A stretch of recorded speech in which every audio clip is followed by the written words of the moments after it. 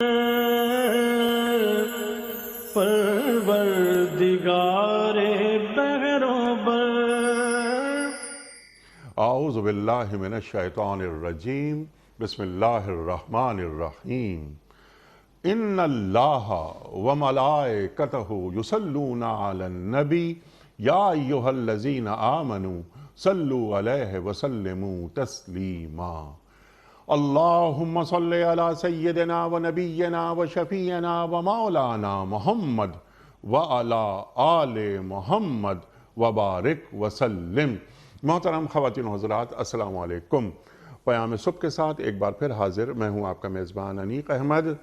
कुरान करीम की मुख्तलिफ़ आयात पर रोज़ाना गुफ्तगू करवाते हैं, सीखते हैं अपने मुल्क के मुमताज़ उलमा से। लेकिन जुम्मा और हफ्ता 2 दिन आप और हम जानते हैं कि सवाल व जवाब के लिए होते हैं।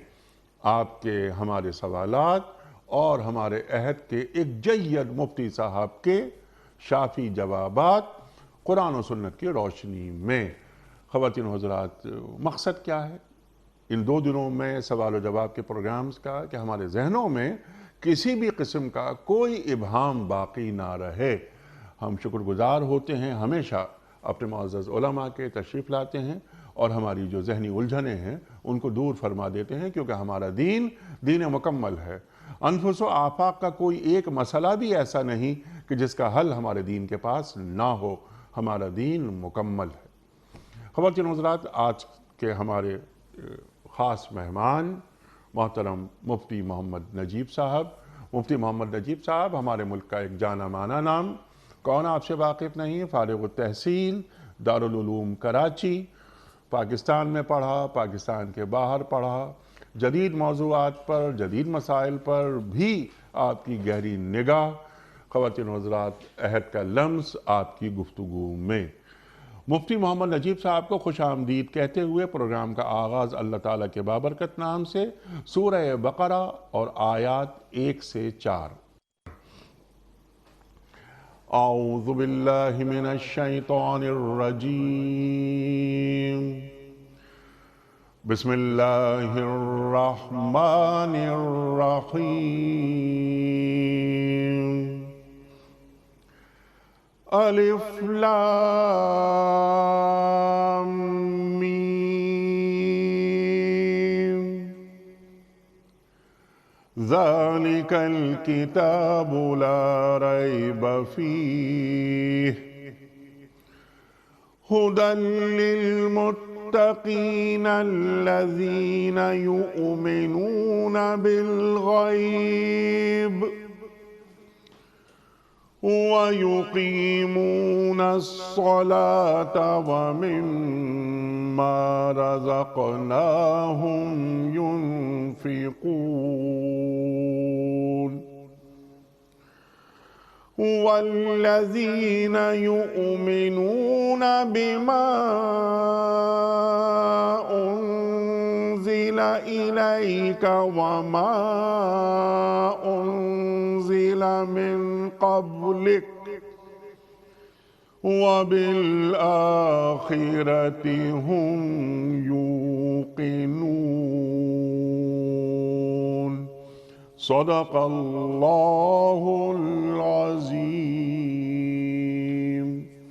अलिफ लाम मीम, ये अल्लाह की किताब है, इसमें कोई शक नहीं। हिदायत है उन परहेजगारों के लिए जो गैब पर ईमान लाते हैं, नमाज कायम करते हैं, जो रिज़्क़ हमने इनको दिया है उसमें से खर्च करते हैं, जो किताब तुम पर नाजिल की गई है यानी कुरान, और जो किताबें तुमसे पहले नाजिल की गई थीं उन सब पर ईमान लाते हैं और आखिरत पर यकीन रखते हैं। सदक़ल्लाहुल अज़ीम। ख़वातीन व हज़रात, मोहतरम मुफ्ती मोहम्मद नजीब साहब की खिदमत में आज के प्रोग्राम के हवाले से पहला सवाल। मुफ्ती साहब, एक बड़ा अच्छा सवाल, बड़ा एक नयापन है इस सवाल के अंदर। हामिद ने, ये सवाल है अब्दुल सत्तार साहब का, वो कह रहे हैं मिसाल के तौर पर हामिद ने 10 लाख रुपए महमूद से कर्ज लिए और महमूद ने यह कहा कि जब तुम मुझे 10 लाख वापस करना तो आज जो सोने की कीमत है उस हिसाब से मुझे ये पैसे वापस करना। क्लियर है ना सवाल? बिल्कुल वाज़ेह है ये। क्या ये मुआहदा خلاف دین تو نہیں؟ بسم اللہ الرحمن الرحیم نحمدہ و نصلی علی رسولہ الکریم. دیکھیں اس کے اندر ایک چیز بہت اہم ہے، وہ یہ ہے کہ یہ معاملہ ہے قرض کا. ٹھیک ہے جی ہاں. اور قرض کے معاملے میں چند احتیاطیں ضروری ہیں. ان میں سے ایک احتیاط یہ ہے کہ قرض بہتر یہی ہوتا ہے کہ جس جنس میں ادا کیا جائے اسی جنس میں لیا جائے. اب یہاں پر ادائیگی ابتداءً ہو رہی ہے PKR میں، پاکستانی کرنسی کے اندر، روپے میں، اور وصولی ہو رہی ہے جب اس کو وصول کرے گا تو سونے کی میں. ٹھیک ہے. اگر اس کو اب اسی طریقے سے کرنا مقصود ہے کہ وہ یہ چاہتا ہے کہ جو سونے کا ریٹ آج ہے 1 لاکھ یا 10 لاکھ جو بھی رقم بتائی ہے وہ مجھے اس وقت تک وہی ملے، تو پھر اس کا طریقہ کار ہے. دیکھیں شریعت میں ایک ہی نتیجہ طریقے بدلنے سے حلال ہو جاتا ہے اور دوسرے طریقے سے سیم نتیجہ ہی آتا ہے لیکن حرام طریقے سے آتا ہے. تو اب اس کے اندر پروسیس کیا کرنا ہوگا؟ پروسیس یہ کرنا ہے کہ اگر آپ کو یہی مطلوب ہے تو آپ سونے کے بار خرید لیں، بسکٹ خرید لیں 10 لاکھ روپے کے، اور سونے کے بار خرید کے اس کو قرض پہ دے دیں کہ بھائی مجھے یہی بار جو ہے وہ آپ دے دیجیے گا. اگر وہ 10 تولہ ہیں، اب مثال کے طور پہ جو ہے وہ جو بھی تھا وہ 10 تولہ، بھئی یہ سونا ہے، یہ 10 تولہ سونا آپ کو دے رہا ہوں، آپ مجھے 3 مہینے بعد 10 تولہ سونا دے دیجیے گا. ٹھیک. 3 مہینے بعد وہی 10 تولہ سونا واپس لے لیں. ٹھیک. یہ جائز ہوگا. ہاں وصولی کے وقت ایک گنجائش اور بھی ہے کہ اگر وہ 10 تولہ سونا ہی کی شکل نہ ہو تو اس وقت جو بھی 10 تولے سونے کی قیمت ہو وہ ادا کر دے. 10 تولے سونے کی جو بھی قیمت ہو وہ ادا کر دے. لیکن جو سوال میں صورت رکھی گئی ہے یہ جائز نہیں ہے. یہ جائز نہیں ہے. سوال میں جو صورت ہے یہ جائز نہیں ہے. یعنی سوال میں تو یہ صورت رکھی ہے کہ میں نے پرسیپشن یہ کریٹ کر لی ہے کہ گویا میں آپ کو سونا دے رہا ہوں. تو یہ گویا سے کام نہیں چلے گا. وہ تو پھر آپ کو سونا قبضے میں لا کے سونا قرض پہ دینا پڑے گا. ٹھیک. اور واپسی میں پھر آپ کا جو ایک ریسیویبل کریٹ ہوگا، جو آپ کے درمیان جو آپ کیا کہتے ہیں قرض آپ نے دیا ہوا ہے، مدیونیت جو قائم ہوئی ہے، تو اب آپ قرض جب واپس آپ قرض لیں گے تو سونا آپ نے دیا نہیں ہے، آپ نے تو پیسے دیے ہیں، پیسہ ہی لیں گے آپ. اور پیسے میں اگر آپ نے مثال کے طور پہ سونا بڑھ گیا اور اب آپ نے پیسے 10 لاکھ کے بجائے 10.5 لاکھ لیے تو پھر تو اس صورت میں 50,000 سود ہو جائے گا. سود ہو گیا، حرام ہو گیا. کیونکہ سود ہے یہ کل قرض جر نفعا فهو ربا، ہر وہ قرض جو اپنے ساتھ کسی نفع کو کھینچ کے لائے وہ سود ہے. تو ایسی ٹرانزیکشنز میں جہاں پر آپ کو یہ اندیشہ ہوتا ہے کہ وقت کے گزرنے کے ساتھ ہمیں یہ نقصان ہونے کا اندیشہ ہے، تو پھر ایک آسان صورت یہ ہوتی ہے کہ سونے کے ساتھ معاملے کو کر لیا جائے. آپ سونا دے دیں اور سونا دینے کے بعد جو ہے وہ آپ سونا ہی واپس لیں. اسی طرح ہمارے ہاں عام طور پہ یہ کہا جاتا ہے کہ بھئی بچیوں کے مہر میں آپ سونا ہی رکھ لیں تاکہ بس جو ہے وہ ادائیگی اگر تاخیر بھی ہو جائے تو اتنے سونے کا پابند ہوگا وہ شوہر دینے کا. ٹھیک ہے. پیسے کی تو قیمت گھٹ سکتی ہے لیکن سونا کی قیمت عمومی طور پہ پچھلے سالوں کے ہمیں ہمیشہ سے اس کی قیمت اس طرح نہیں گھٹتی جس طریقے سے پیسے کی قیمت گھٹتی ہے. تو اس صورت میں جو سوال انہوں نے کیا تھا، اگر انہوں نے یہ اپنے آپ کو سیف کرنا ہے اور اپنے آپ کو محفوظ بنانا ہے تو سونا خرید کے قرض پہ دے دیں اور واپسی میں اتنے سونا لے لیں یا اتنے سونے کی بقدر قیمت لے لیں. بالکل کلیئر ہو گئی بات. اور بہترین طریقہ یہ سامنے آ گیا، گناہ سے بھی بچ گئے، سود سے بھی بچ گئے، اور جو ٹرانزیکشن ہوئی بالکل فیئر ہو گئی. سبحان اللہ. عبدالحق صاحب کا سوال ہے، یہ بھی سوال پہلے کبھی نہیں آیا ہمارے پاس، بڑا اچھا سوال ہے. گاڑیاں یہ منگاتے ہیں باہر سے لوگ، اب اس کا طریقہ ہے ہمیں نہیں معلوم طریقہ کیا ہے، لیکن یہ ہم نے بھی دیکھا ہے یہاں کہ کسی کے پاسپورٹ پر گاڑی منگا لی، صحیح ہے، اور اس کو پھر بھیج دی، اس گاڑی کو بھیج دیا پیسے. تو کیا یہ جو ڈیل ہو رہی ہے، امپورٹ ہو رہی ہے کسی اور کے پاسپورٹ پر، اور اس نے اپنا پاسپورٹ عاریتاً دے دیا ہے، اس کی فوٹو کاپی لگا لیجیے، میرے پاسپورٹ کی گاڑی امپورٹ کریں اور اس کو بھیج دیں، تو جو آدمی یہ پاسپورٹ، ایک تو دو چیزیں ہو گئیں، بلکہ ایک سوال اور ہو گیا، جو آدمی اپنا پاسپورٹ دے رہا ہے کیا وہ ٹھیک کام کر رہا ہے، حلال کام کر رہا ہے؟ اگلا سوال یہ کہ جو آدمی اس پاسپورٹ کو استعمال کر رہا ہے، گاڑی منگا رہا ہے، کیا اس کا یہ طریقہ تجارت ٹھیک ہے؟ دیکھیں اس کے اندر بنیادی طور پہ 3 سوال ہیں۔ تیسرا کون سا؟ تیسرا سوال یہ ہے کہ اس پاسپورٹ کو جب اس نے دیا تو اس پر اجرت لینا اس کے لیے جائز ہے یا نہیں؟ اچھا ہاں، لیکن بالکل ٹھیک ہے، اس میں یہ بات لکھی نہیں ہے، مطلب یہ اگر وہ پیسے دے کر، اگر پیسے دے کر پاسپورٹ دے رہا ہے، ہاں پیسے لے کر، یعنی پیسے لیے اس نے اور پیسے لے کر کہہ رہا ہے ہاں میرا پاسپورٹ استعمال کر لو، ویزا تھا اس کا دبئی کا، وہ آیا، دبئی کا ویزا کینسل ہوا، وہ دبئی سے اب یہاں پاکستان منتقل ہو گیا، تو اس کے پاس حکومت نے اس کو یہ رعایت دی ہوئی تھی کہ آپ ایک گاڑی اپنے پاس جو ہے وہ اس پاسپورٹ پہ امپورٹ کر سکتے ہیں۔ ٹھیک ہے، اس رعایت کو اس نے تو فائدہ نہیں اٹھایا، اس نے کہا کسی اور کو اپنا پاسپورٹ دے دیا کہ آپ منگوا لیں میرے نام سے گاڑی۔ ٹھیک، اچھا اب اس کے اندر 2 چیزیں ہیں۔ ایک بات ہے کہ کیا جو گاڑی کا اصل جس نے پیسوں کی ادائیگی کی ہے اس کی طرف ملکیت آئی تو ملکیت تو آ گئی ہے، پیسوں کی ادائیگی کر دی ہے، ہاں جھوٹ بولنے کا گناہ ہوگا، جھوٹ بولا اس نے کیونکہ اس نے تو نہیں منگوائی ہے، پاسپورٹ منگوائی تو کسی اور نے ہے، ٹھیک، کسی اور کے پاسپورٹ پہ آئی ہے، وہی درآمد کنندہ شمار ہوتا ہے، اسی کے نام سے پیسے جاتے ہیں سب کچھ۔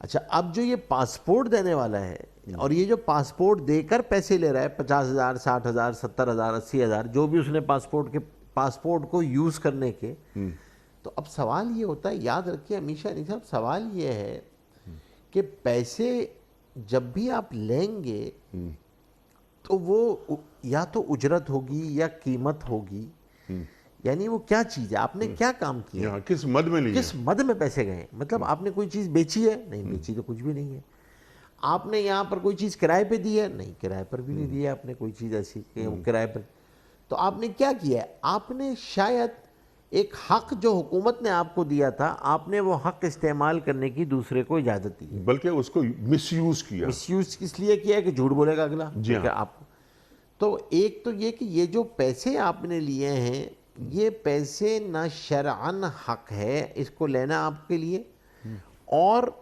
دوسری بات یہ ہے کہ قانوناً بھی یہ جائز نہیں ہے، یعنی ٹھیک ہے، اللیگل بھی ہے یہ آپ کے لیے پیسے لینا، کیونکہ آپ کو اللیگل یوز میں دیا ہے نا، آپ نے ایک آدمی کو شو کیا ہے کہ وہ گاڑی منگوا رہا ہے، نہ کہ یعنی آپ نے شو کیا میں منگوا رہا ہوں گاڑی، لیکن گاڑی تو اصل میں کسی اور کے لیے آ رہی ہے، پیمنٹ اصل میں کسی اور سے ہو رہی ہے، آپ کے تھرو ہو رہی ہے، آپ کے نام سے ہو رہی ہے۔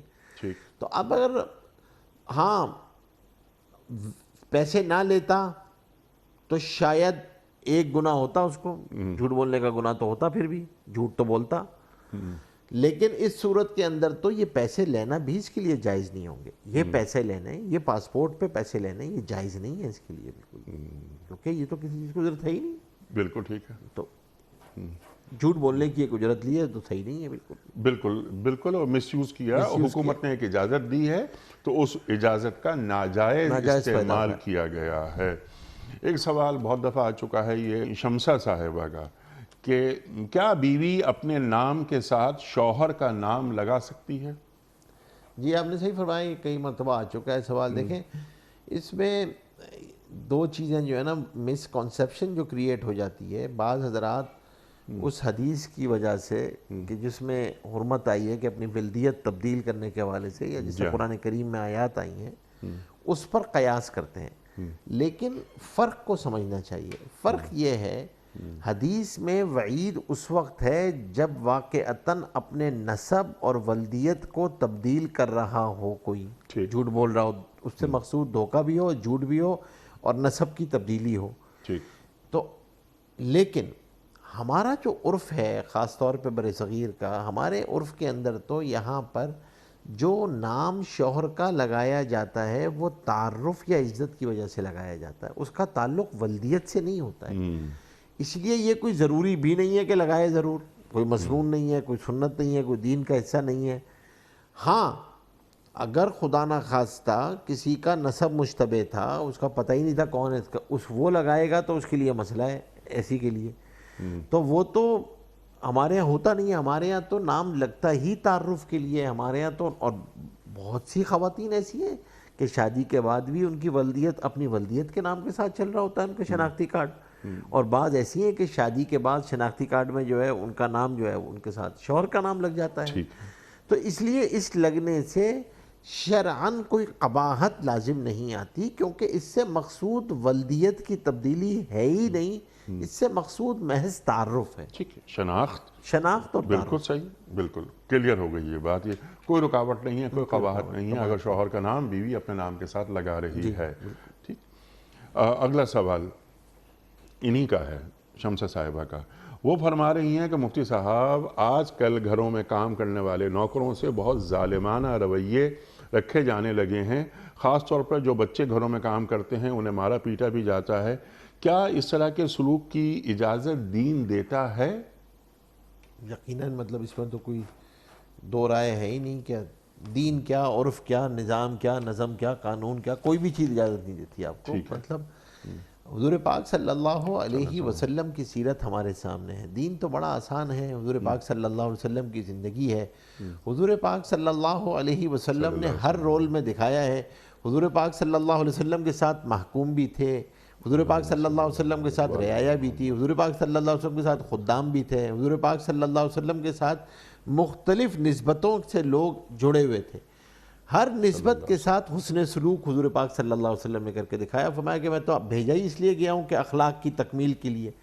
آپ سوچیں آخری وقت ہے، آخری لمحات میں بھی جو وصیت ہے کہ اپنے غلاموں کے ساتھ جو ہے وہ حسن سلوک کرنا، ماتحتوں کے ساتھ حسن سلوک کرنا، ماتحتوں اور غلاموں، نوکروں، خدام کے ساتھ حسن سلوک کی تو اس قدر تاکید ہے، اور جو ساتھ رہے ہیں ان کا مشاہدہ ہے۔ حضرت انس رضی اللہ تعالیٰ عنہ فرماتے ہیں 10 سال میں ساتھ رہا ہوں، 10 سال خادم رہے حضور پاک صلی اللہ علیہ وسلم کے۔ حضور پاک صلی اللہ علیہ وسلم نے کبھی نہیں کہا انہیں کچھ، مجھے اف تک نہیں کہا، کبھی انہوں نے مجھے نہیں کہا، مجھے ڈانٹا نہیں، مجھے مارا نہیں، حضور پاک صلی اللہ علیہ وسلم نے ڈانٹا نہیں ہے، مارا۔ اور آپ سوچیں کہ حضرت انس جب آئے تھے تو والدہ نے تربیت کے لیے دیا تھا اور اجازت دی ہوئی تھی، ہوگی اجازت بالکل، لیکن اور ظاہر سی بات ہے لڑکپن کی بچپنے کی عمر تھی، کوئی چیز کہا ہوگا، کوئی کام نہیں ہوا ہوگا، کوئی آگے پیچھے ہو گیا، لیکن فرمایا کبھی مجھے نہیں کہا حضور پاک صلی اللہ علیہ وسلم نے، نہ کبھی مارا۔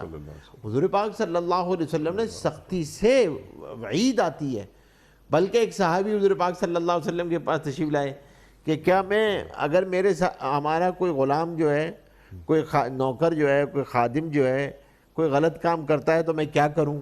حضور پاک صلی اللہ علیہ وسلم نے سنا، جواب نہیں دیا۔ پھر دوسری مرتبہ سوال کیا تو میں کیا کروں، کیا اس کو میں معاف کر دوں، کیا کروں؟ حضور پاک صلی اللہ علیہ وسلم نے جواب نہیں دیا۔ پھر تیسری مرتبہ سوال کیا تو حضور پاک صلی اللہ علیہ وسلم نے تیسری مرتبہ فرمایا کہ اگر دن میں 70 مرتبہ بھی معاف کرنا پڑے تو معاف کرو۔ اللہ اکبر۔ اور 70 آپ کو پتہ ہے نہیں صاحب انفینٹی کے لیے آتا ہے، جی بالکل، عربی زبان کے اندر 70 یعنی انگنت مرتبہ بھی اگر معاف کرنا پڑے تو معاف کرو، تمہارا کام ہے معاف کرنا۔ اور اگر خدا نخواستہ تم یہ سمجھتے ہو کہ نہیں کر سکتے تو پھر معذرت کر لو، لیکن مار کی تو اجازت ہی نہیں ہے، یہ تو کسی یعنی انسانی رویوں کے خلاف ہے، اخلاقی رویوں کے خلاف ہے، دینی رویوں کے خلاف ہے، ایمانی رویوں کے خلاف ہے۔ مطلب آدمی آخرت میں کیا جواب دے گا اس کو؟ اور پھر دوسری بات یہ ہے کہ ایک تو ویسے ہی غیر قانونی ہوتا ہے، مطلب اب تو دنیا میں آپ کسی قانون معاہدات کے تابع ہیں، کیونکہ آپ لوگوں نے معاہدات دنیا میں کیے ہوئے ہیں، آپ نے ایک قانون کے ساتھ اپنے آپ کو باندھا ہوا ہے، پابند کیا ہوا ہے چائلڈ لیبر لا کے تحت، اور آپ نے پابند کیا ہوا ہے کہ اس عمر کے بچے کو جو ہے وہ تعلیم کی عمر ہے اس کی، وہ تعلیم حاصل کرے گا، وہ کام نہیں کرے گا۔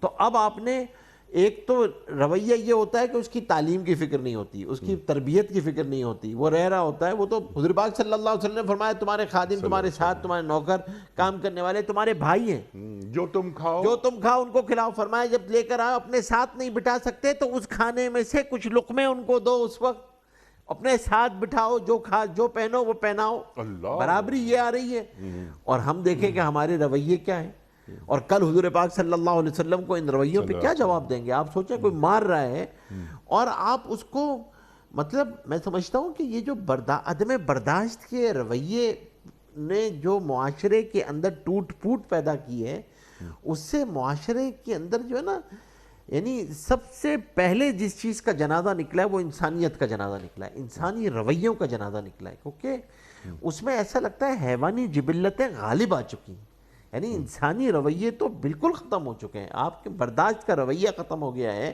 معاف کرنے کا رویہ ختم ہو گیا ہے، درگزر کرنے کا رویہ ختم ہو گیا ہے، احسان کرنے کا رویہ ختم ہو گیا ہے، اور آدمی اس کو نہ جانے کیا سمجھ رہا ہوتا ہے، غلاموں سے بدتر ٹریٹ کر رہا ہوتا ہے، وہ غلام تھوڑی ہے بھائی کوئی، وہ تو غلاموں کے بارے میں آپ کو حکم نہیں ہے یہ آپ کو، تو اب تو آپ وہ خادم ہے، وہ نوکر ہے، بھائی اس کو اجرت دو، فرمایا پسینہ خشک ہونے سے پہلے اجرت دو، فرمایا کہ اجرت کے تعین کے بغیر کام شروع نہ کرو، ہمارے یہاں تو کام شروع ہمارے یہاں، اور یہ بڑی خطرناک بات ہے گھروں کے اندر، گھروں کے ملازموں میں، ہمارے یہاں خواتین اس کی رعایت ہی نہیں کرتی، ہاں کم کام شروع کر دو ہم دیکھ لیں گے، بھائی کیا دیکھ لیں گے، طے کرو نا کیا دیکھ لیں گے، نہیں کر لو ہم دیکھیں گے، مہینے بعد دیکھیں گے، مہینے بعد کا نہیں کام پسند نہیں آیا، بھائی اجرت تو دو اس کو، پھر اس کو اجرت دو عرف کے مطابق، نہیں اجرت نہیں، بھائی اجرت طے کرو، کام شروع کرنے سے پہلے اجرت طے کرو اس کو، جیسے خرید و فروخت میں آپ کی بے فاسد ہو جاتی ہے، آپ نے جو ہے وہ، میں نے آپ کو کوئی چیز بیچی، آپ نے پوچھا نجیب صاحب کیا قیمت ہے، آپ نے کہا نہیں سب طے کر لیں گے بعد میں، شریعت کہتی ہے بے فاسد ہے قیمت طے کرو، اب آپ نے جو ہے وہ ایک ملازم کو رکھ لیا، اس نے کہا سر کیا تنخواہ ہوگی میری، نہیں کوئی کام شروع کرو ہم جب دیکھیں گے، تو بھائی یا تو آپ کوئی کم از کم تنخواہ بتا دیں کہ بھائی یہ تنخواہ ہوگی، ہمیں پسند آیا تو ہم بڑھا دیں گے، ورنہ تمہیں یہ ملے گا، ایک ہفتہ کام کر لو، ایک ہفتے کی اجرت یہ ہے، کام پسند آ گیا تو پھر ہم تمہاری اجرت طے کر لیں گے، ٹھیک ہے آپ طے کر لیں، کوئی بھی طے تو کرو، بات واضح کریں نا، بات آدھی کیوں کرتے ہیں، بات واضح کریں، کیوں؟ کیونکہ اس کا شرعی حق ہے، یہ خدا نہ خواستہ یہ حق رہ گیا تمہارے ذمہ میں تو اس کے حرام تمہارے ذمہ میں رہ جائیں گے، بھائی لوگوں کے پیسے رہ جاتے ہیں اور وہ تمہارے پاس امانت ہے، اگر خدا نہ خواستہ رہ گئے، تو ہمیں ان رویوں کو بدلنا بہت ضروری ہے، معاشرتی رویوں کے اندر جو یہ فساد آیا ہے اور جو اخلاقیات اور انسانیت کا جنازہ نکلا ہے، اس کو تبدیل کرنا بہت ضروری ہے، یہ بڑے اس کا بنیادی منفی رویے، ایک بات، اگر ایک خیال، ایک تصور اپنے ذہن میں عالمی رکھے، جسے ہم کہتے ہیں خدا خوفی، جو آپ نے بات فرمائی نا، تو مثال کے طور پر دو باتیں میں عرض کرتا ہوں، ایک بات تو خدا خوفی کے حوالے سے یہ کہ اگر جو میرا ڈرائیور ہے، میرا مالی ہے، چوکیدار ہے، وغیرہ وغیرہ، اگر میں اس کی جگہ پہ ہوتا، یہ تو اللہ تعالیٰ نے اس کی مہربانی، اس کی رحمت ہے کہ میں ڈرائیور نہیں ہوں، میں مالی نہیں ہوں، میں چوکیدار نہیں ہوں، میں گارڈ نہیں ہوں، تو مجھے ادا کرنا چاہیے خدا کا شکر، اور اس پر ذرا نرمی کا اظہار کرنا چاہیے اپنے ملازمین کے ساتھ، ان کا خیال رکھنا چاہیے۔ ایک تو خدا خوفی، اللہ کا شکر ہے کہ اللہ وہ نا اوپر والا ہاتھ نیچے والے ہاتھ سے بہتر ہوتا ہے، ٹھیک ہے، یہ اللہ فرما رہا ہے نا۔ اچھا، اگلی بات یہ کہ جب ہم کسی ڈرائیور کو، کسی مالی کو، کسی چوکیدار، کوئی گارڈ، ہمارے گھر کا کوئی ملازم ہوتا ہے، جب ہم اس کا خیال رکھتے ہیں، اگر عید کے کپڑے جو میں اپنے بچوں کے لیے بنا رہا ہوں، اگر اس کے لیے بھی میں کہ آؤ تم بھی ساتھ چلو، تمہاری بھی شاپنگ ہوگی، وہ زندگی بھر آپ کا غلام ہے۔ بالکل ارشاد۔ دیکھیں، جس دن آپ نے یہ آپس کا فرق ختم کر دیا کہ دیکھو ہمارے ہاں فرق جو ہے وہ کاموں کی تفریق پہ نہیں ہوتا، بلکہ ہمارا تو بھائی چارے ہیں، یہ تو اللہ کی تقسیم ہے، اللہ نے کسی کو یہ دے دیا، اللہ نے کسی کو یہ دے دیا، اصل رشتہ تو ہمارا قائم ہے، انسان ہونے کے ناطے سے، امتی ہونے کے ناطے سے، مسلمان ہونے کے ناطے سے یہ رشتے قائم ہیں۔ جو اگر وہ چھوٹا ہے تو جو میں اپنی اولاد کے لیے کروں گا وہ تمہارے لیے کروں گا، میرے بھائی کی جگہ ہے تو جو میں اپنے بھائی کے لیے کرتا وہ تمہارے لیے کر رہا ہوں۔ جس دن یہ چیز قائم ہو جاتی ہے انیس صاحب، اس دن تو خود بخود انس کا وہ رشتہ قائم ہو جاتا ہے کہ آپ کو لگتا ہے کہ یہ تو ہمارا ماتحت کیا ہے، یہ تو میرا معاون ہے، میرا ساتھ ہے، میرا ہاتھ ہے، میرا کام کرنے والا ہے، میرا جانثار ہے، اور وہ جانثار بنتا ہے، بن جاتا ہے، وہ جانثار بن جاتا ہے، کیونکہ قلبی رویے آدمی بہت تیزی سے آدمی دوسرے کے اوپر متاثر ہوتا ہے اور وہ منتقل ہوتے ہیں، آپ کے جو اخلاق کا جو اندر سے قلبی رویے وہ بہت جلدی منتقل ہوتے ہیں۔ تو ہمیں اس بات کا لحاظ رکھنا بہت ضروری ہے کہ اپنے معاشرتی رویوں میں تبدیلی لانا، اور کل حضور پاک صلی اللہ علیہ وسلم کے سامنے پیشی ہے، تو آپ نے جو فرمایا رویے تو اگلی بات ہے، فکری رویے، ہاں میرا جو ذہن ہے، مجھے معلوم ہو کہ میرا مقام کیا ہے، اور میرا اس کے بعد یہ ہے کہ معاشرہ جو بن رہا ہے میری فکر کے مطابق بن رہا ہے نا. میری فکر ہی خراب اگر ہو گئی اور ایک رعونت کے ساتھ مظاہرہ ہو رہا ہے, چیخم پکار, ایک گھر میں دہشت, ملازمین ڈرے ہوئے ہیں. اور آپ نے کیا اچھی بات کی, اللہ تعالیٰ نے کام مختلف رکھے ہیں, ہمارے رتبے الگ الگ ہو گئے ہیں, لیکن ہم میں جو بھائی چارہ ہے وہ برقرار رہے گا. یہ خیال, یہ فکری رویے, میرے خیالات, وہ خیالات ہی تو عمل میں ڈھل جاتے ہیں نا. تو وہ میرا عمل ایسا پاک صاف ہو جائے, لیکن وہی بات, خدا خوفی خدا خوفی خدا خوفی. بالکل. ریلیشن شپس کے اندر اس کے بغیر ریلیشن شپ اسٹیبلش نہیں ہوتی, چاہے وہ حاکم محکوم کی ہو, ریاست کی رعایا کی ہو.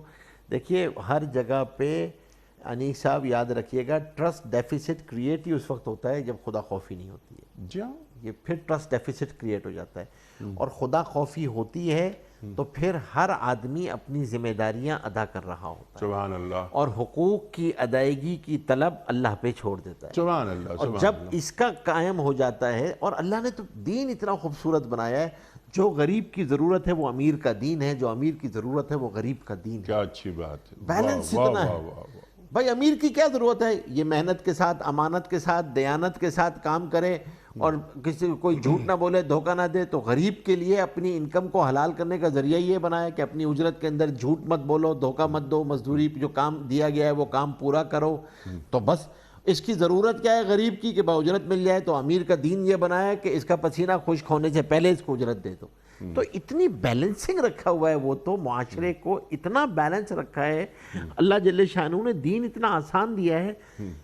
ایک بس ون لائن اسٹیٹمنٹ, اپنی ذمہ داریوں کا محاسبہ کرتے چلو, اپنی ذمہ داریوں کا تعین کرتے چلو. اس فکر میں نہیں پڑو آپ کو دوسرے کے, ہمارا مزاج جو بن گیا ہے نا, دوسرے کے دائرہ کار میں فکر ہے, اس کے دائرہ کار کے بارے میں ہم پریشان ہیں, اس کے دائرہ کار کے بارے میں سارے فکری رویے, اپنے دائرہ کار, اپنی ذمہ داریاں, اپنا احتساب, اپنا محاسبہ, اس میں ہم اپنے آپ کو پرفیکٹ سمجھتے ہیں اور اس سے بالکل غافل ہیں. اللہ اکبر, بالکل غافل ہیں, بالکل غافل ہیں. اور ہمیں ایک توقع ہوتی ہے, بلکہ ہمیں تو یقین ہوتا ہے. وہ یقین کیا ہوتا ہے کہ جناب والا اللہ تعالیٰ ہمیں معاف کرے, اور اللہ تعالیٰ ہمیں کیا, بلکہ اللہ تعالیٰ مجھے معاف کرے. اللہم انکا عفو تحب العفو فاعف عنی.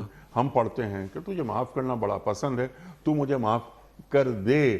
یقین ہے کہ اللہ مجھے معاف کر دے گا, لیکن میں لوگوں کو معاف کرنا بھولتا جا رہا ہوں, لوگوں کو. اور وہ جو چھوٹے ہیں, میرے ملازمین ہیں, اللہ اکبر, انہیں معاف کرنا, مجھے اب بڑوں کو کیا معاف کرنا, معاف تو چھوٹوں کو ہی کیا جاتا ہے. اور حدیث کیا کہہ رہی ہے, من لا یرحم لا یرحم. اللہ اکبر, جو رحم نہیں کرتا اس پر رحم نہیں کیا جاتا. فرمایا الراحمون ارحموا من فی الارض یرحمکم من فی السماء. سبحان اللہ. آسمان والا رحمان ہے, وہ رحم کرتا ہے, تم زمین والوں پہ رحم کرو, آسمان والا تم پہ رحم کرے گا. سبحان اللہ. اور کیا فرمایا نا, کہ فرمایا کہ اگر معاف کرنا, اس وقت اگر تم نے معاف نہیں کیا, جب تمہیں معاف کرنا تمہارے اختیار میں تھا, پھر اللہ جل شانہ اس وقت تم سے روگردانی فرمائیں گے جب تمہیں معافی کی سب سے زیادہ ضرورت ہوگی. اللہ اکبر. جب سب سے زیادہ ضرورت ہوگی معافی کی. آپ سمجھیں, معاف کرنا تو اتنا بڑا رویہ ہے. گھروں, رشتوں میں یاد رکھیے گا نیک صاحب, رشتے دو رویوں پہ قائم ہوتے ہیں, معافی پہ اور درگزر پہ. اس کے دیکھیے, یہ یاد رکھیے گا, میاں بیوی کا رشتہ ہو, ساس بہو کا رشتہ ہو, یہ رشتے جو قائم ہوتے ہیں, اور پھر اسی طرح ماتحتوں کے, اور ان رشتوں کے اندر آپ ایک حد تک تو آپ جو ہے نا وہ عدل کر سکتے ہیں, ورنہ یہ عدل پہ نہیں قائم ہوتے, یہ احسان کی بنیادوں پہ قائم. سبحان اللہ. احسان کی بنیادوں پہ قائم ہوتے ہیں. سبحان اللہ. احسان کے دو بنیادی انگریڈینٹس ہیں, اپنی ذمہ داریوں کا تعین کرنا اور اس کے ساتھ اپنے اندر درگزر اور معافی کا رویہ پیدا کرنا. سبحان اللہ. تو یہ ایکسلنس کو ڈیولپ کرتی ہے آپ کے اندر, یہ مطلوب ہے اللہ کو. جی ہاں. ان اللہ یحب الاحسان, اللہ کو احسان پسند ہے. جی ہاں. اور اللہ تبارک و تعالی احسان کرنے والوں پہ رحم فرماتے ہیں. یہ تو احسان تو اللہ جل شانہ, محسنین کے تو جو فضائل ہیں وہ قرآن بھرا ہوا ہے. تو ہمیں اپنے رویوں میں تبدیلی لانی ہے, فکری رویے, انفرادی فکر ہماری, اجتماعی فکر, لیکن عملی رویے, انفرادی رویے, اخلاقی رویے, اجتماعی رویے، معاشرتی رویے، اور تبدیلی شروع ہوگی یہاں پہ، اور یہاں پہ تو خدا خوفی آئے گی، اور اپنے عمل کے اندر معافی، درگزر، احسان آئے گا، اخلاق میں ظاہر ہوگا۔ یقیناً ابتدا فکر سے ہوگی، ابتدا فکر کرنی ہوگی کہ میں نے اللہ کو منہ دکھانا ہے، اللہ مجھے دیکھ رہا ہے، آج میں رحم نہیں کروں گا، آج معاف نہیں کروں گا، درگزر نہیں کروں گا، کل محشر کے میدان میں مجھے ضرورت ہوگی، میں سب سے زیادہ ضرورت مند ہوں گا۔ تو ہمیں اس بات کا لحاظ رکھنا، اور اس کا اگر ہم انشاءاللہ خیال کر لیں گے تو بہت معاملات جو ہے وہ بہتر ہو جائیں گے۔ سبحان اللہ، اپنی فکری رویوں کی درستگی بہت ضروری ہے، بہت ضروری ہے، تاکہ یہ جو معاشرتی جو نرمی ہوتی ہے، گداز جو ہوتا ہے وہ برقرار رہے۔ رفتہ سمجھ میں نہیں آتی بات کہ ہمارے معاشروں میں اکھڑ پن یہ کہاں سے آ گیا۔ حدیث کیا کہہ رہی ہے؟ اگر تم سے نرمی اٹھا لی گئی تو ہر خیر سے محروم کر دیے گئے۔ اللہ اکبر، اللہ آپ سوچیں، اکبر۔ ہم اپنے رویوں کو دیکھیں اور ادھر دیکھیں، پھر ہم کیوں کہتے ہیں کہ خیر نہیں ہے؟ یہ بھائی اپنے رویوں کی ہم کھینچ کے لا رہے ہیں، ہم کھینچ کے لا رہے ہیں حالات کو، جیسے اعمال اوپر جاتے ہیں اوپر سے ویسے ہی حالات اترتے ہیں۔ ہم اپنے رویے تبدیل کر لیں، حالات خود تبدیل ہو جائے گی، آپ کی یونیورس آپ کو خود آپ کو ہیلپ کرنے، آپ کو یہ دنیا خود جنت بن جائے گی آپ کے رویوں سے۔ اپنے رویے تبدیل کرنے، دوسروں کے بارے میں اپنے رویے تبدیل کرنے۔ آپ ہمیشہ اس بات کا لحاظ رکھ کے چلیں گے، اپنی فکری اصلاح کرتے ہوئے چلیں گے انشاءاللہ، تو اللہ تبارک و تعالی آہستہ آہستہ آہستہ آہستہ اس گلدستے کے اندر پھر اسی طریقے سے جو ہے وہ تازگی آئے گی، اور پھر یہی وہی بنے گا جو حضور پاک صلی اللہ علیہ وسلم نے ایک مدینہ کی ریاست میں چھوڑا تھا، کہ فرمایا کہ اگر یوں کہا جاتا تھا کہ اگر 1000 آدمی ہیں تو وہ ایک آدمی یہ سمجھتا تھا کہ میرے 999 مددگار موجود ہیں، 999 مددگار ہیں۔ اگر مدینہ کی آبادی 1000 کر لی جائے تو اصحاب السیر نے لکھا ہے رشتے ایسے قائم تھے مواقعات کے کہ ایک آدمی یہ سمجھتا تھا میرے 999 مددگار موجود ہیں، 999 جانثار میرے موجود ہیں۔ ایسے آپس میں رشتے تھے، اونچ نیچ تو تھی، مراتب تو تھے، لیکن تعلق اس درجے کا تھا۔ یہ ہے اصل چیز۔ اس کے لیے اپنے اندر اپنا یہ احتساب کہ معافی، درگزر۔ اللہ اکبر، اللہ اکبر، کتنی بڑی بات آپ نے فرمائی کہ 999 میرے مددگار موجود ہیں۔ یوسرون علی انفسہم ولو کان بہم خصاصہ۔ اللہ اکبر، ہم ایک معاشرے میں رہ رہے ہیں، ہم اور آپ، تو میری ضرورت سے زیادہ آپ کی ضرورت اہم ہے، اور یہی رویہ آپ کا ہے کہ جناب والا یہ مجھ سے زیادہ ضرورت مند یہ ہے تو اس کی پہلے مدد کی جائے۔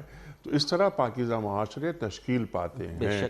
اللہ اکبر، اللہ اکبر۔ ایک چیز اور، سوال ذرا لمبا ہو رہا ہے لیکن ظاہر ہے سوسائٹی، سماج، اس کی خوبصورتی جو رفتہ رفتہ اس پہ جو بھندا پن آتا جا رہا ہے، کہ ہماری سوسائٹی میں یہ بھندا پن ختم ہو۔ ہم اپنے بچپن میں دیکھتے تھے نرمی، جو آپ نے بات فرمائی، وہ نرمی، وہ شائستگی، وہ آداب گفتگو، رفتہ رفتہ اس کا جنازہ نکلتا جا رہا ہے۔ سڑک پہ کوئی بات ہو جاتی ہے ذرا سی، کوئی کسی گاڑی لگ گئی وغیرہ، کوئی معاملہ ہو گیا، باہر نکلتے ہی گالم، گفتار، اور ایک یعنی ہر آدمی چوڑا ہو کے چلتا ہے۔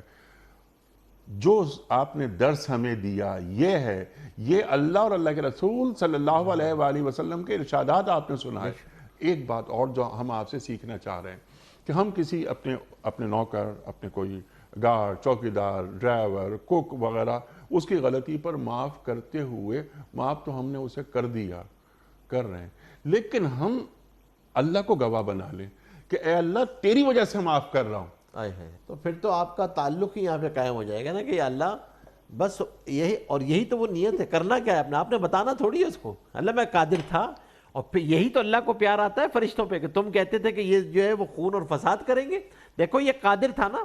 اور یہی وہ وجہ ہے جس پہ اللہ جل شانہ فرماتے ہیں من تواضع للہ رفع اللہ، یہاں سے بلندی ملتی ہے، جو اللہ کے لیے جھک جاتا ہے، اللہ کے لیے معاف کر دیتا ہے، اللہ تبارک و تعالیٰ اسے ضرور بے ضرور بلندی عطا فرماتے ہیں۔ آپ یہ مت سوچیں کہ یہ میں معاف کر دوں گا لوگ کیا کہیں گے، انہوں نے دیکھا نا ان کو تو یہ ڈر گئے، نہیں، اصل بات تو یہ وہ جو وہاں کل میں نے محشر میں پیش ہونا ہے، کل میری حاضری ہے حوض کوثر پہ، کل میں نے محشر میں پیش، لوگ سمجھیں مجھے محروم وقار و تم کی، وہ نہ سمجھیں کہ میری بزم کے قابل نہ رہا. کل وہاں پیش ہونا ہے، اللہ کے اس کو سامنے رکھ کے، اللہ کی حضوری کو سامنے رکھ کے. اسی لیے آپ نے جو ابتدا میں بات فرمائی تھی نا، وہ بنیاد ہے. خدا خوفی اور تقوی جو ہے نا بنیاد ہے. جس دن یہ آ جاتا ہے معاف کرنا آسان ہوتا ہے، درگزر کرنا آسان ہوتا ہے. اور جب آدمی اللہ کو گواہ بنانا شروع کر دیتا ہے تو خود ہی پھر حیا آتی ہے کہ اب اس کو توڑتے ہوئے، اس کمٹمنٹ کو توڑتے ہوئے حیا آنے لگتی ہے. سبحان اللہ. تو آدمی اپنی لائف میں اسی طرح ہم بے تکلفی کے ساتھ اللہ جل شانہ کے ساتھ معاملات رکھیں گے تو اسی سے تو قربت بڑھتی ہے. عبدیت اور بندگی کے سفر میں یہی تو خوبصورتی ہے کہ تعلق بڑھتا چلا جاتا ہے، اور اللہ تعالیٰ کا استحضار رہتا ہے. استحضار رہتا ہے. اور اسی لیے ہم بار بار ہمیشہ کہا کرتے ہیں کہ انہی سب چیزوں کے لیے ضرورت ہوتی ہے کونوا مع الصادقین، کہ اللہ والوں کی صحبت میں جاتے رہنا تاکہ استحضار رہے. یہ اپنی حیثیت کا استحضار رہے، عبدیت کا استحضار رہے، اللہ کی حضوری میں اپنے آپ کو رکھنا، اس استحضار کے ساتھ زندگی گزارنا، اسی کے ساتھ جینا مرنا. ایسے اللہ والوں کے ساتھ بیٹھنا جن کو دیکھ کے آخرت یاد آتی رہے، اللہ یاد آتا رہے. یہ بنیاد ہے اس زمانے میں. انیق صاحب، اس فتنے کے زمانے میں یہ نوح علیہ السلام کی کشتی ہے اس طوفان نوح سے بچنے کے لیے، اللہ والوں کی صحبت. سبحان اللہ سبحان اللہ.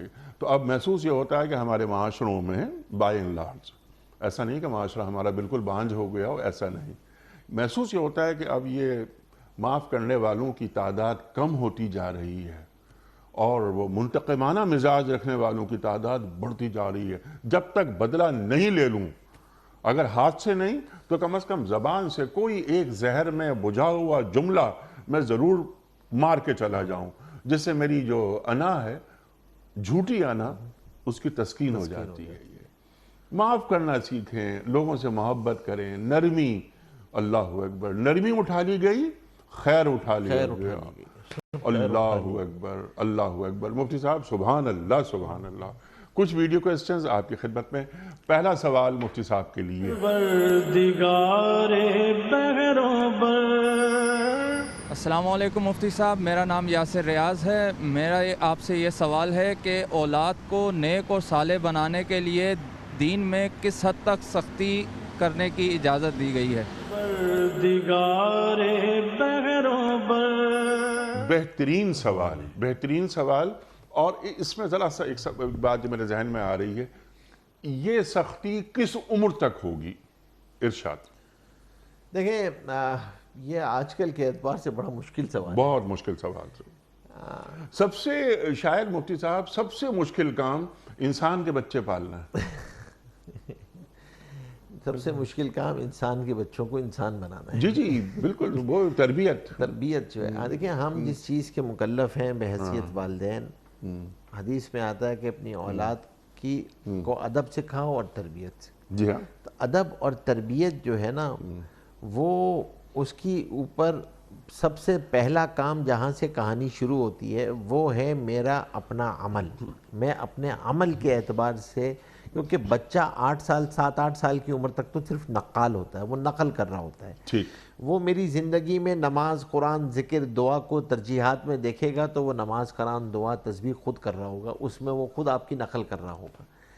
اب آپ نے ترغیب دیتے چلے جانا ہے، اور آپ نے 7 سال کی عمر سے ترغیب دینا شروع کرنی ہے، نماز کی ترغیب دینا شروع کی ہے. خود نماز پڑھ رہے ہوں گے تو انشاءاللہ اس پہ زیادہ زور دینا بھی نہیں پڑے گا. ہاں، سختی کا حکم ہے، لیکن اس زمانے کے اندر سختی سے زیادہ یہ ہے کہ بھائی اس کو آپ پھر اور طرح سے ڈیل کرنا شروع کرو، اس کے ساتھ ڈیلنگز کرنا شروع کرو. وہ کیا حکیمانہ انداز؟ حکیمانہ انداز یہ ہو سکتا ہے نا کہ آپ اس کی کچھ چیزوں کو مشروط کر دیں اس کے ساتھ کہ بھائی ہم نماز پڑھنے چلیں گے، اس کے بعد پھر یہاں جائیں گے. اس نے کہیں جانا ہے، اچھا ہم نماز پڑھیں گے، پھر نماز کے بعد وہاں چلیں گے. اب آپ نے کرنا کیا ہے؟ آپ نے اس کے انکانشیسلی اس کو عادی بنانا ہے، نمازوں کا عادت میں ڈالنا. اچھا، یہ زمانہ ایسا ہے 10 سے 15 سال کی عمر میں کہ اس وقت اس کی اگر عادت پختہ ہو گئی پھر یہ نہیں چھٹنے والی ہے. اس میں مشکل ہوتی ہے. اب آپ نے یہ عادت بنانی ہے.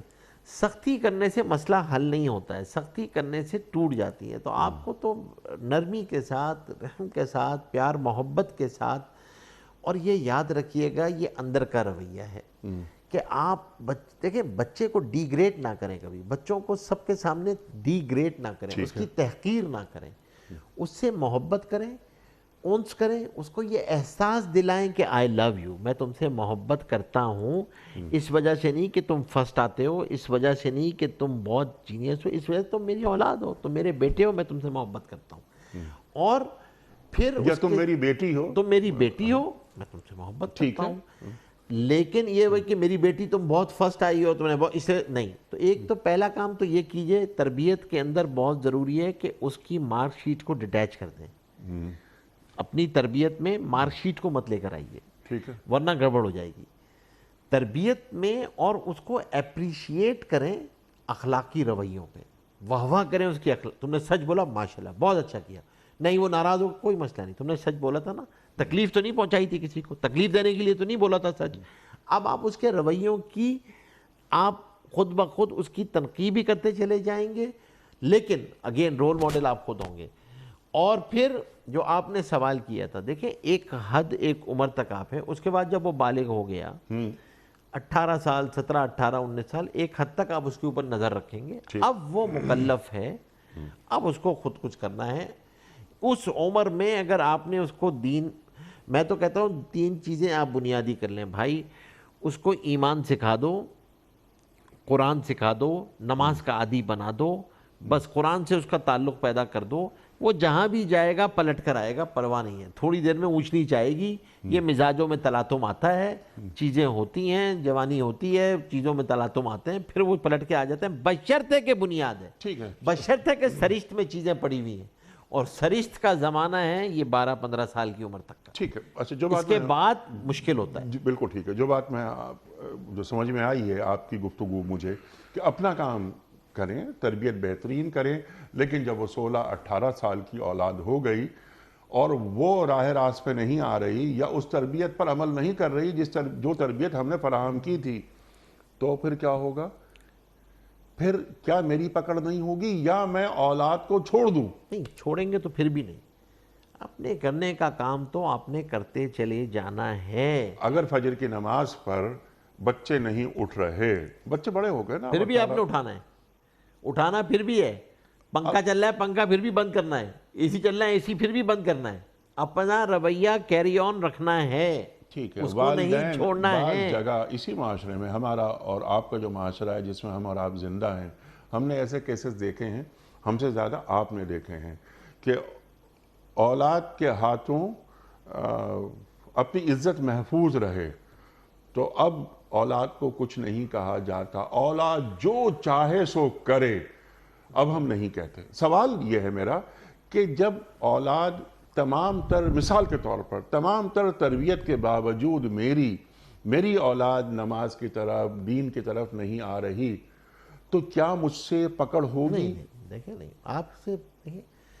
آپ سے حساب کتاب آپ کی کوشش کا ہے، بس اس سے زیادہ کا نہیں ہے. دیکھیں اللہ جل شانہ نے ہدایت آپ کے ہاتھ میں نہیں رکھی ہے، آپ کو کوشش اور محنت کا مکلف بنایا ہے.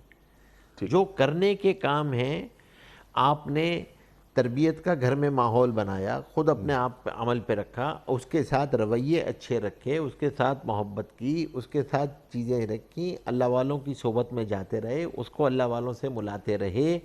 آپ نے تعلیمی اداروں کے انتخاب میں اس بات کا خیال رکھا کہ اس کے اخلاقی رویے نہ بگڑیں. اساتذہ کی تعیین میں آپ نے اس کا خیال رکھا، اساتذہ کی تقرری میں اس کا خیال رکھا. اب سب کچھ کر لیا، اس کے باوجود بھی نہیں ہو سکا تو اللہ پہ چھوڑ دیا جائے. آپ اللہ پہ چھوڑیں گے، دعا کریں گے، لیکن اگر ساتھ رہ رہے ہیں تو کوشش تو پھر بھی کریں گے. دعا تو مرتے دم تک کریں گے، یقیناً ایسٹ تو میرا ہی ہے، دعا تو میں ہی کروں گا. دعا سے بڑا کوئی وظیفہ نہیں ہے اولاد کی تربیت میں. تو ہم وہ سارے کام کرتے رہیں گے. اس کے باوجود بھی آزمائش بن سکتی ہے، کوئی انہیں اللہ کی طرف سے کوئی چیزیں آزمائش ہوتی ہیں، آدمی کو پھر برداشت کرنا ہوتا ہے وہاں پر. تو وہ اس وقت آپ برداشت کریں، لیکن اس وقت گناہگار نہیں ہوں گے، کیونکہ آپ نے اپنی طرف سے سارے کام جو میں نے گنائے ہیں وہ آپ نے سب کر لیے تھے. ٹھیک ہے، وہ سارے کر چکے تھے آپ. نہ آپ کے رویوں میں کمی تھی، نہ آپ کے چیزوں میں، اپنی ذمہ داریاں ادا کر دی تھی کما حق ہو. کما حق، یہ ہے بس اصل بات. ٹھیک ہے. کلیئر ہو گئی یہ بات. ہاں بعض والدین کی طرف سے سوالات آتے ہیں اور صرف وہ یہیں پاکستانی والدین نہیں, جو ہمارے امریکہ میں جو مسلمان ہمارے جو بہت خاندان زیادہ ہیں, ہوتی ہے. آدمی مایوس بھی ہوتا ہے, پریشانیاں بھی آتی ہیں, سمجھ میں نہیں آتا ڈپریشن بھی ان ہوتا کے. ہے اور پریشان بھی ہو رہی ہوتی ہے, وہاں اور زیادہ ڈپریشن ہوتا ہے اور آدمی کو ہر ایک سے ذکر کر بھی نہیں سکتا, چھپا بھی نہیں سکتا, بیان بھی نہیں کر سکتا, عجیب کشمکش کا عالم ہوتا ہے اور ایسی ایسی چیزیں آج سر درد ہو رہی ہوتی ہیں. اللہ تو یہ چیلنج ہیں. اسی لیے میں کہتا ہوں بار بار کہ پلیز کوئی صحبت کا اہتمام کریں جو وقت ہے, یاد رکھیے, لیکن جس وقت پانی دینا تھا نا, پانی اسی وقت دینا ٹھیک ہے. صحبت کی بڑی اہمیت ہے, وہ کونو جس ٹائم میں آپ نے بات کی نا, لیکن اس سے بھی شاید یعنی میں یہ جو آپ نے بھی بیان فرمائی یہ بات, صحبت کے لیے تو میں باہر لے کر جا رہا ہوں نا, میں اپنے بچوں کا آپ سے ملوا رہا ہوں, اچھی صحبت نصیب ہو گئی اور یعنی ہوا ہے ایسا کہ ہم نے ایسا ہی کیا کہ اپنے بچوں کو, جب چھوٹے تھے ہمارے بچے, تو اس وقت ان کو لے کے جاتے تھے, بیٹھاتے تھے اور وہ آلتی پالتی مار کے بیٹھتے ہیں, سنتے تھے. لیکن جو صحبت 1 گھنٹہ بچے بیٹھ جائیں گے آپ کے ساتھ, کسی عالم دین کے ساتھ, کسی مینٹور کے ساتھ, لیکن 23 گھنٹے تو وہ والدین کی صحبت میں ہے. بالکل.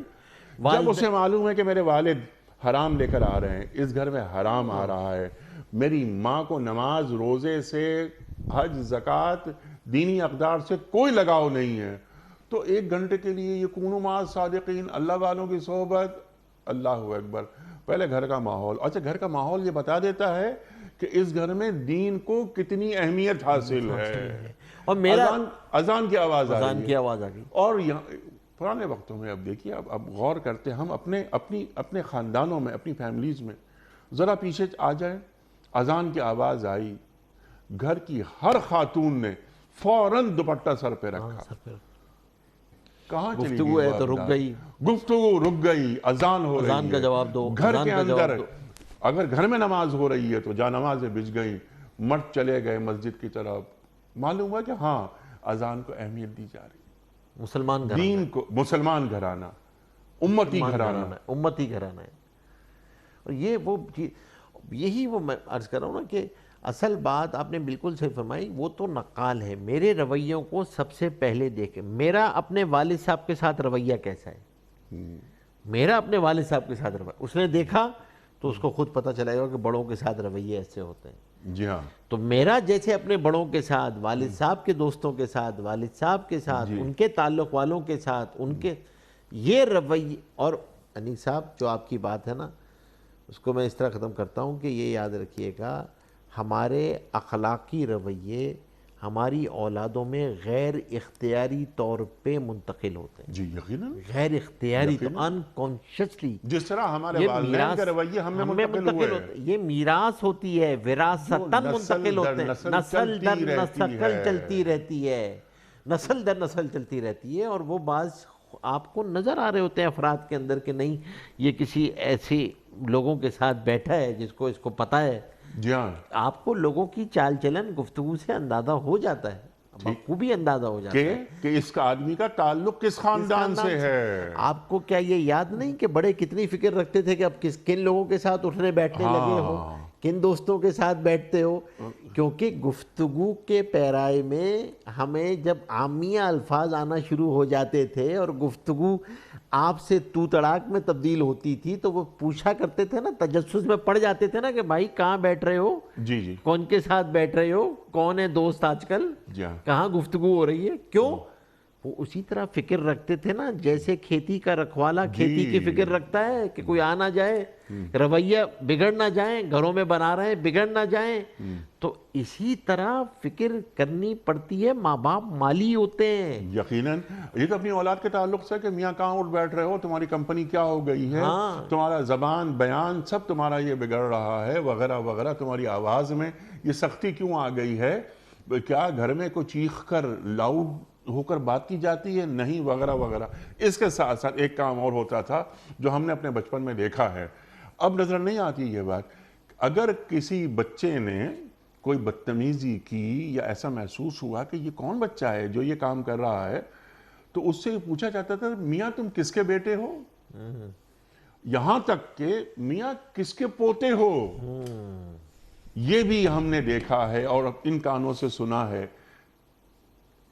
اقدار, جسے آپ نے کہا نا کہ والدین یہ مالی ہوتے ہیں، یہ کہ اگر ہم کسی مقام پہ پہنچ گئے تو یہ ہمارے والدین کی تربیت کا نتیجہ ہے ہمیں. لیکن ہم سے تو یہ پوچھا جائے گا نا کہ تمہارے بچے، تمہاری محنت کیا تھی کہ تمہارے والدین نے تمہیں تو اس قابل کر دیا، تم نے اپنی اولاد کو کس قابل کیا. یہ بہت، اسی لیے ہمارا نا کہ اولاد آزمائش ہے، اولاد آزمائش ہے دونوں طرف. یعنی تو اللہ تبارک و تعالی اسی لیے یہ انسان کے رفع درجات کا ذریعہ بھی ہے اور پکڑ کا بھی ذریعہ. سبحان اللہ. ایک مسلمان عورت سے، یعنی مسلمان عورت کیا بلکہ ایک مسلمان ماں سے یہ یقیناً پوچھا جائے گا کہ تیرے قدموں میں تو ہم نے جنت رکھی تھی، تیرے ہوتے ہوئے، تیرے قدموں میں جنت رکھتے ہوئے، موجود ہوتے ہوئے تیرا بیٹا یا تیری بیٹی جہنم کی طرف کیسے جا رہی ہے یا کیسے جا رہا ہے. مفتی صاحب میں آپ کا بڑا ممنون، بڑا شکر گزار، آپ تشریف لائے.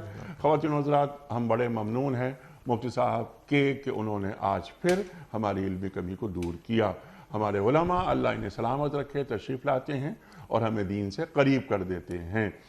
پیام صبح کا اختتام ہوتا ہے روزانہ ایک قول پر، اور وہ قول ہوتا ہے صاحب نہج البلاغہ امیر المومنین حضرت علی مرتضیٰ کرم اللہ وجہہ کا.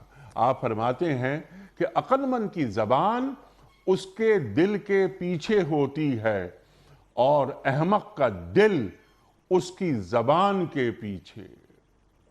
عقل مند کی زبان اس کے دل کے پیچھے ہوتی ہے اور احمق کا دل اس کی زبان کے پیچھے. اللہ اکبر. اپنے میزبان انیق احمد کو کل تک کے لیے اجازت دیجیے. خدا حافظ. پروردگار بحروں بر